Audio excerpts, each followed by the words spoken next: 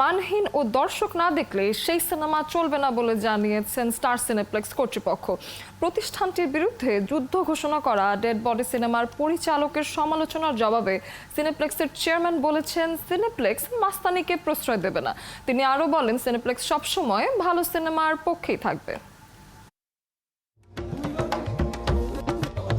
2004 থেকে 2024 অত্যাধুনিক সুবিধার সবকিছু নিয়েই চলচ্চিত্রের প্রদর্শনে দেশের বৃহত্তম মাল্টিপ্লেক্স চেইন স্টার সিনেপ্লেক্সের পথ চলা প্রায় 2 দশকের।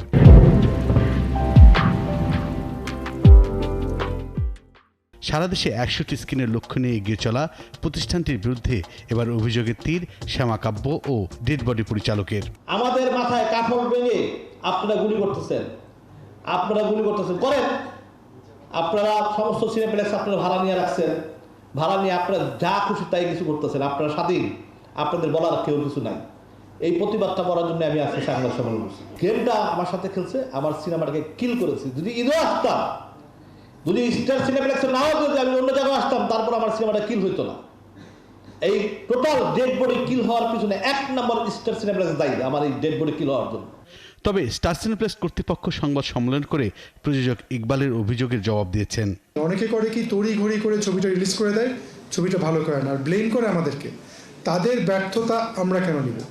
দর্শক যদি সিনেমা হলে না আসে, আমি তো দিনের পর দিন আমি চালাতে পারবো না। আমি আগে চালিয়েছি।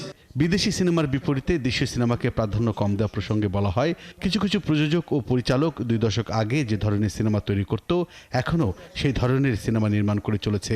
অথচ তারা বর্তমানের টার্গেট মার্কেটের কথা চিন্তা করছেন না। নিজেরা নিজেদের মতো করে ছবি তৈরি করছেন, যা মানসম্মত নয়। অথচ সেসব সিনেমা সিনেপ্লেক্সে চালানোর জন্য বিভিন্ন ধরনের চাপ দেওয়া হয়। তাই আগামীতে সিনেপ্লেক্স মানহীন সিনেমার সাথে কোনো আপোষ করবে না। এখন আমার উপরে প্রচুর প্রেশার আসে, এই ছবিটা দেখাতেই হবে। এটা তো কোনো বিষয় না যে আমি মনে করি স্টার সিনেপ্লেক্স বা সিনেমা হলগুলো হচ্ছে একটা শপ এবং মুভি হচ্ছে একটা প্রোডাক্ট। এই প্রোডাক্টটা ভালো না হলে আমি কেন নিব? আমার দর্শক এটা কিনবে কি কিনবে এটা দর্শকের ব্যাপার।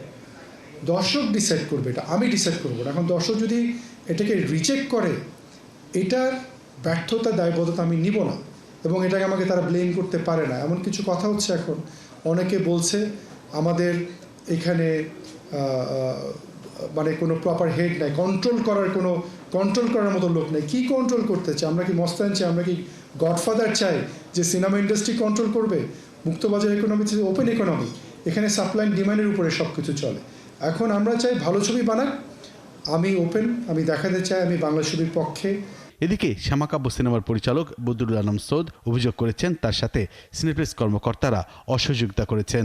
প্রত্যেকটি ছবির আলাদা মেরিট থাকে এবং আমাদের ছবিটার ব্যাপারে আমাদের আশাবাদ ছিল যে ওয়ার্ড অফ মাউথ এবং আমাদের গণমাধ্যম কর্মী যারা আছেন, ভাই এবং বন্ধুরা, তাদের প্রচারণায় ছবিটি আস্তে আস্তে পিক করবে। কিন্তু 3 দিনের মাথায় আমি সকালে ছবিটি তুলে নিতে বাধ্য হচ্ছে, কারণ আমার মনে হচ্ছে যে বারবার লাস্ট কয়েকদিন ধরে আমাকে অসম্মান করা হচ্ছে। বারবার বলা হচ্ছে ছবিটি না চললে কিন্তু নামিয়ে দেওয়া হবে। আমি জানি, তবে অভিযোগের বিষয়টি খতিয়ে দেখা হবে জানান সিনেপ্লেক্সের চেয়ারম্যান। সবসময় চাই যে প্রডিউসারদের পাশে থাকার জন্য, তাদের সাথে থেকে একসাথে কাজ করার জন্য। তাদের যদি সমস্যা থাকে আমাদেরকে বলতে পারতো।